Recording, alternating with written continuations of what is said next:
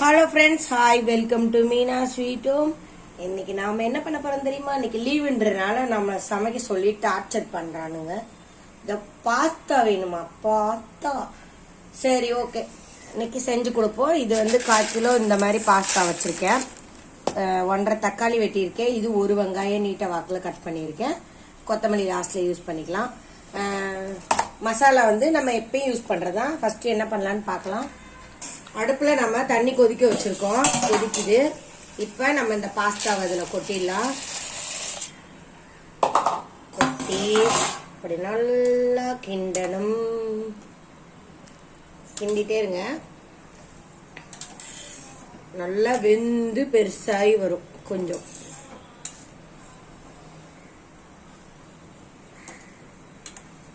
கதிருக்கும் சங்கீதாக்கும் பாஸ்தானா ரொம்ப பிடிக்கும். அதாவது டிஃப்ரெண்டா செய்யணும். நம்ம சாப்பாடு கறி குழம்பு சாப்பிட்றோம்ல, அது மாதிரி இதுவும் டிஃப்ரெண்டா செஞ்சா நல்லா சாப்பிடுவாங்க.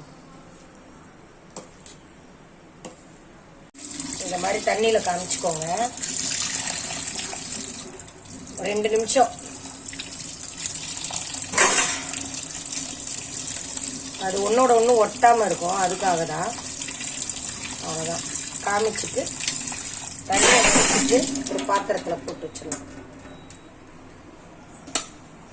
தண்ணி லைட்டாக வடியட்டும். அதுக்கடுத்து இதுலேயே நம்ம போட்டுக்கலாம். இல்லை ஒட்டாமல் இருக்கு பாருங்க. இப்படியும் வைக்கலாம். தண்ணி தெளிச்சும் எண்ணெய் லைட்டாக ஊற்றி நீங்கள் இப்படி கிண்டியும் வைக்கலாம்.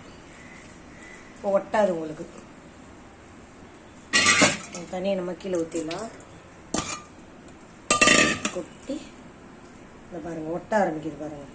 தண்ணி ஊத்துனா ஒட்டாது உடனே. சரிங்களா? இப்போ லைட்டா எண்ணெய் தெளிச்சு வச்சிடலாம். இந்த மாதிரி லைட்டா எண்ணெய் ஊத்திட்டு இதை அப்படியே ஒரு பரட்டி வச்சிருங்க. அவ்வளவுதான். இப்போ ஒட்டாது. சரிங்களா? பாருங்க, பாஸ்தாவோட கொதிக்குது. நாம இதுல உப்பு கொஞ்சம் சேர்த்துக்கலாம். அந்த பாஸ்தால உப்பு பிடிக்கிறது தான் இது. லைட்டா இன்னும் 2 நிமிஷத்துல எடுத்து வடிச்சிடலாம். நம்ம போட்டதை விடவே பெருசாயிடுச்சு பாருங்க. ஏன்னா இதுல லைட்டா போட்டோம்னா உப்பு பிடிக்கும். அதுக்குதான்.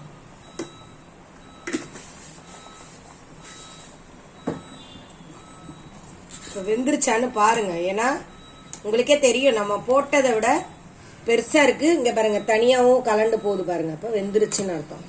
இப்ப நம்ம ஆஃப் பண்ணிடலாம். ஆஃப் பண்ணிட்டு இதுல தண்ணியை விட்டு வடிச்சு இதுல போட்டுடலாம்.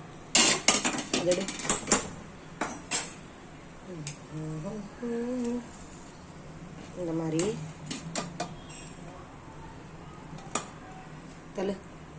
தண்ணியில 1 நிமிஷம் நீங்க காமிச்சிட்டு போடணும். இல்லைன்னு வைங்க, அப்படியே எல்லாம் ஒன்னோட ஒண்ணு ஒட்டிக்கும்.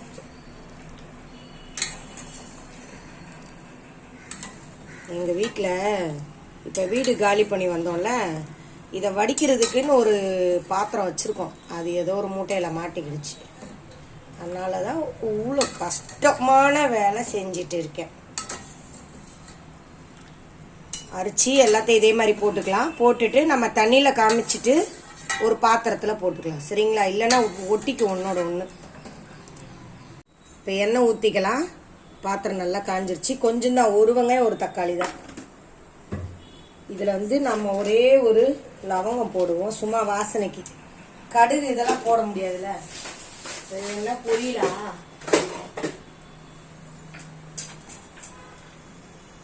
வெங்காயம் போட்டுடலாம்.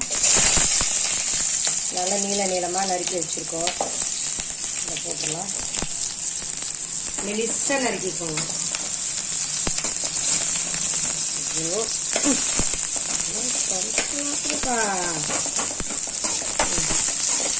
வெங்காயத்தை நல்லா வதக்கிக்கோங்க. நல்லா ப்ரௌன் ஆகிற வரைக்கும் வதக்கணும். நான் மெலிசா தான் நறுக்கிறேன். இவங்க ஏதோ அப்படியே ஒட்டிக்கிட்டு இருக்காங்க.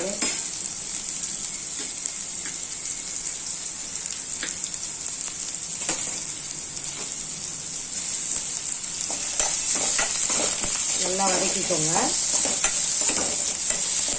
நல்லா இருக்கும். பாஸ்தாவும் வயிறும் நிறையும். இதே என்னைக்கோ ஒரு நாள் தான் நம்ம செய்ய போறோம் டிஃப்ரெண்டா. நம்ம காலத்துல ஒரு நல்ல நாள் புழ நாள்னா இட்லி குடல் கறி வச்சு சாப்பிட மாட்டோம். அது மாதிரி இவங்களுக்கு பாஸ்தா மேகி அந்த மாதிரி எப்பயும் அடிக்கடி செய்யக்கூடாது, வயிறு கெடுதல் தான். நம்ம சும்மா ஒரு நாள் டேஸ்ட்டுக்கு சாப்பிடுவாங்க. நல்லா வதக்கிக்கலாம். வெங்காயம் நல்லா வதங்கிருச்சு பாருங்க. இப்போ நம்ம தக்காளி போட்டுக்கலாம். அதையும் நம்ம நீட்டமாக தான் நறுக்கியிருக்கோம்.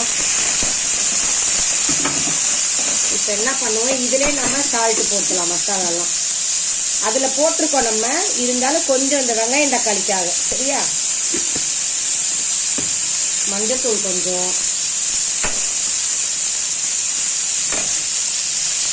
சும்மா ஒரு சிட்டிகை அளவு,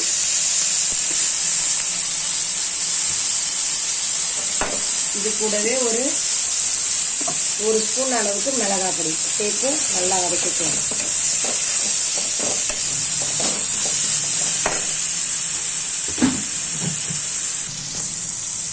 இது கூடவே நாம இஞ்சி பூண்டு அரைச்சி வச்சிருக்கோம், அது ஒரு ஸ்பூன் சேர்த்துக்கோங்க. நிறைய வேணாம், 1/4 கிலோ தான் பாஸ்தா, அதனால 1 ஸ்பூன் அளவு சேர்த்து நல்லா வதக்கிக்கோங்க.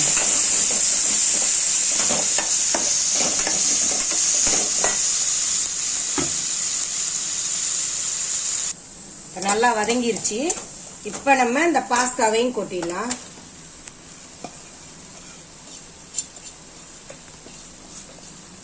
எல்லாத்தையும் கொட்டிடுங்க.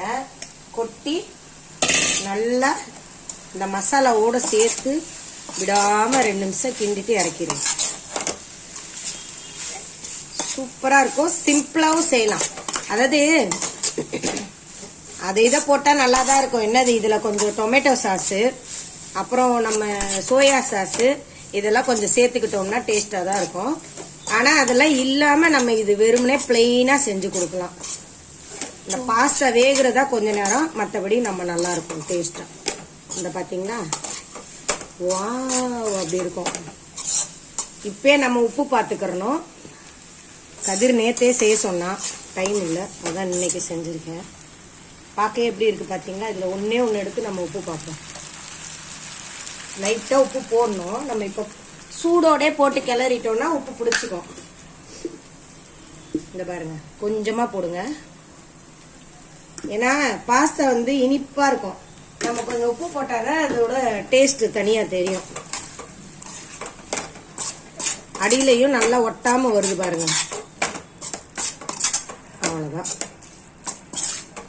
காலையில டிஃபன் ரெடி ஆயிடுச்சு.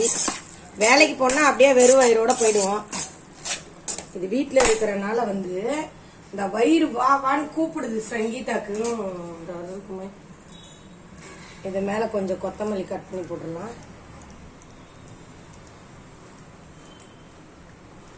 அப்படி அப்படி அப்படி அப்படி